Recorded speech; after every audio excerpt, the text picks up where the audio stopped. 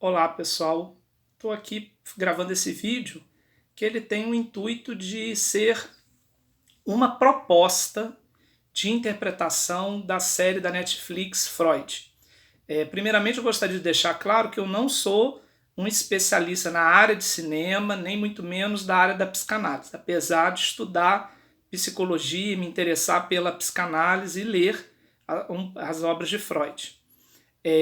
Mas então deixando claro que não é um olhar técnico, mas é a interpretação de alguém que viu a série, que no primeiro momento dessa primeira temporada, alguns episódios, eu fiquei meio assombrado e com dificuldade até de entender qual era o objetivo. Então, eu decidi gravar esse vídeo como uma possível interpretação, uma pista, um olhar, um direcionamento para aqueles que já viram e não gostaram, ouviram e precisam rever. Que às vezes a gente precisa retomar uma obra para poder entendê-la melhor. Então, vamos seguir um pouco as minhas impressões sobre essa temporada, a primeira temporada da Netflix de Freud. Primeiramente, dizer que toda interpretação ela é ficcional. Então, não creio que exista verdade de fato. O que existe são interpretações, é uma hermenêutica daquilo que a gente vê. Né? O filósofo Friedrich Nietzsche diz que não existem fatos, o que existem são interpretações.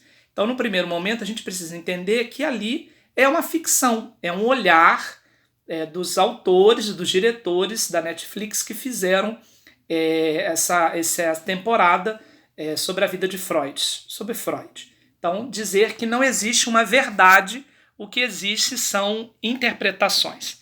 Tendo dito isso, a gente precisa entender que essa primeira temporada ela está toda ancorada sobre um fato histórico que foi a anexação da Hungria feito pelo Império Austríaco. A Áustria invade a Hungria e faz a anexação desse território. Então esse fato histórico é muito importante porque toda a construção narrativa ficcional dessa primeira temporada está ancorada justamente nesta perspectiva de anexação da Hungria. O povo húngaro não aceitou e houve resistências e rebeliões diante dessa dominação da Áustria sobre o seu território. E por isso aqueles dois personagens, a Condessa e o seu esposo, vão passar toda essa primeira temporada tentando fazer com que haja derrocada do imperador que representa todo esse poder do Império Austro, que estava dominando a Hungria.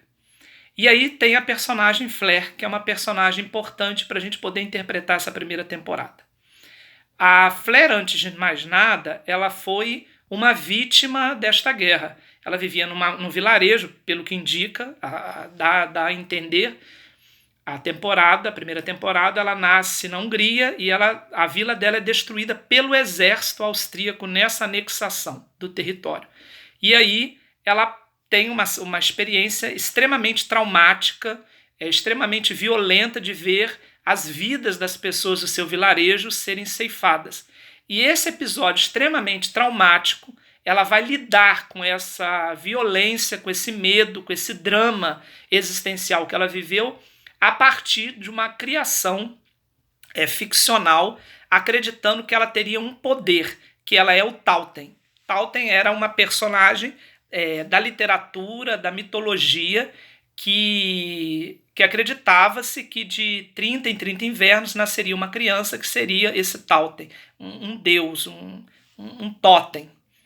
E ela cresce nesta certeza de que ela é esse Tauten. E esta certeza vai ser alimentada por essa condessa, que o tempo inteiro vai criá-la, é assim que indica, a série é assim que eu interpretei, que ela o tempo inteiro é colocada nesse lugar de que ela tem um poder, ela é uma criança diferente. No fundo, ela cria essa narrativa, essa ficção para suportar, recalcar no fundo, fazer um recalque dessa experiência extremamente traumática que foi ver a morte dos seus familiares, dos seus vizinhos lá naquela aldeia. E o Freud surge aí, nesse primeiro episódio, como alguém que a gente não tem como, nessa primeira temporada, exigir do Freud especificamente a psicanálise. Porque creio, na minha interpretação, que essa primeira temporada é muito mais um Freud pré-psicanálise. Ou seja, quais foram os pressupostos que levaram Freud a construir a psicanálise, a estabelecer a psicanálise como uma opção. E aí a gente precisa entender o século XIX. No século XIX nós temos duas grandes narrativas. Essas duas narrativas são, de um lado, você tem o discurso médico, anatômico, fisiologista, que acreditava que os problemas relacionados à saúde mental ou à doença mental estariam relacionados ao acometimento de um órgão físico, biológico do ser humano. Portanto, se você tivesse um problema mental, é porque você tinha uma doença física.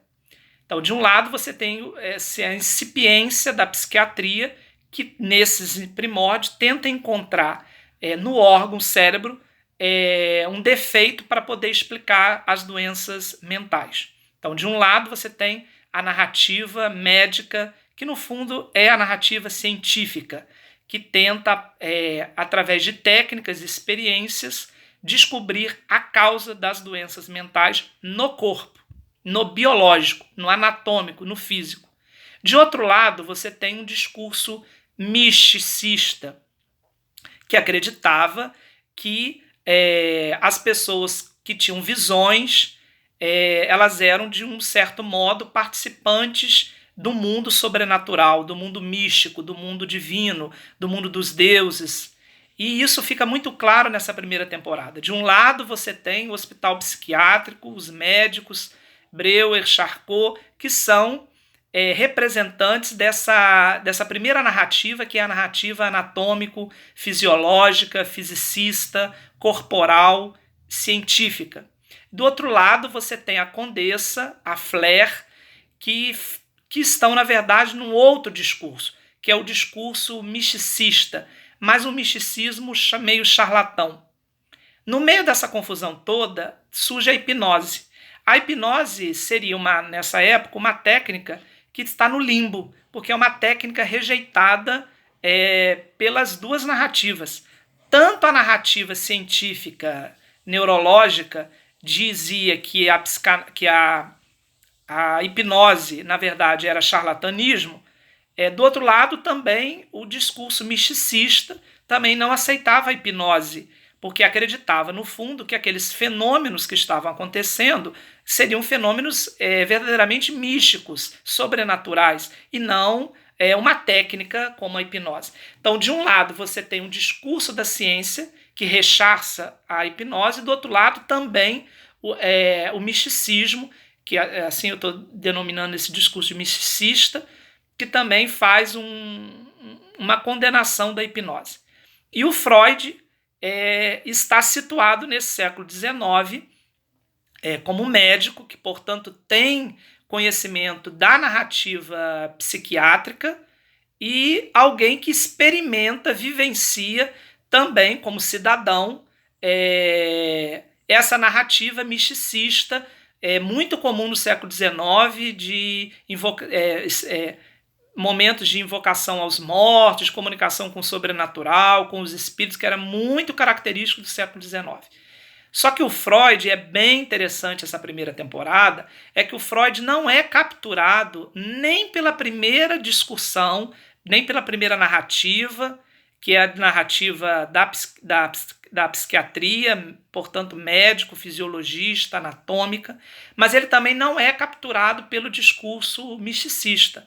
E aí o Freud, nessa primeira temporada, é alguém que vai, um personagem que vai estar transitando nesses dois discursos para apresentar para nós que estamos assistindo essa temporada. Tanto que ele participa como médico naquele hospital psiquiátrico e, ao mesmo tempo, ele tem esse contato com essa Flair, que, na verdade, é alguém acometido de uma doença mental e que tem alucinações e visões. E aí causa para nós, que estamos assistindo a essa primeira temporada, muita estranheza, alguns momentos de medo, de confusão, se o que está passando é real, será que de fato aquelas coisas sobrenaturais estão acontecendo ou não.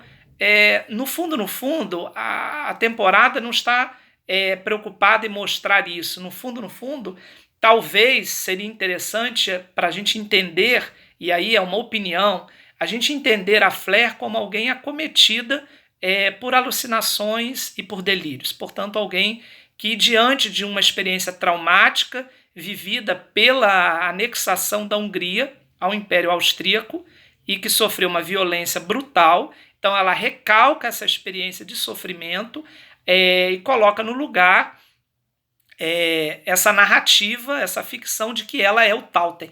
E durante toda a temporada a gente vai vendo que ela vai se transformando nesse Thalten a ponto de, no final, ela ser o Thalten. Né? De fato, ela é o Thalten. Quer dizer, ela é esse ser místico, sobrenatural, a partir de experiências de alucinação, de delírio. E se a gente não entender essa primeira temporada a partir desses itens, fica muito difícil da gente ver que é, de fato, uma experiência que nos faz pensar. Eu acho que essa primeira temporada ela termina bem emblematicamente com Freud, que rompe, na verdade, com os dois discursos. Quer dizer, as últimas cenas dessa temporada mostram Freud rompendo com o hospital psiquiátrico, portanto, rompendo com esse discurso anatômico fisiologista e também rompendo com essa experiência de explicação das doenças mentais a partir de um marcador que seria a mística, a religiosidade. Então, Freud, na verdade, ele não compra nenhum dos dois discursos. E aí ele vai inaugurar uma terceira via discursiva, que é o discurso da psicanálise, que aposta num inconsciente, que aquilo que nos domina, ao contrário da narrativa médica, científica, não é a razão. Enquanto a ciência vai dizer que aquilo que nos domina, que nós somos seres racionais, somos seres da razão, portanto, seres da consciência, o discurso da psicanálise vem se sobrepor e vai encontrar resistência. Porque a gente vai ver nessa primeira temporada o discurso do Freud, que ainda é pré-psicanalítico nessa primeira temporada. Ele ainda não tinha criado a psicanálise, porque a psicanálise ela é criada a partir da clínica. Só existe psicanálise pela clínica. E aí a primeira temporada ela termina, depois desse rompimento do Freud com essas duas narrativas, termina o Freud ajeitando o divã, sentando na cadeira e dizendo próximo. Ou seja, intuindo que ele está ali abrindo a clínica. Creio que na segunda temporada vai ficar um pouco mais claro para nós, e aqui é puro devaneio. Creio que na segunda temporada vai ficar mais claro a teoria psicanalítica do Freud, que se estabelece a partir do contato com os pacientes na clínica, que ele está inaugurando na última cena do último episódio da primeira temporada. Aqui é somente uma possibilidade de interpretação, um acesso à primeira temporada, não é a verdade. Não acredito que essa minha interpretação é a melhor, nem é a única possível interpretação, mas acho que é uma interpretação possível e que pode colaborar para que você entre vendo a primeira temporada ou que reveja a primeira temporada a partir dessas questões que aqui eu disse. Um abraço, até a próxima.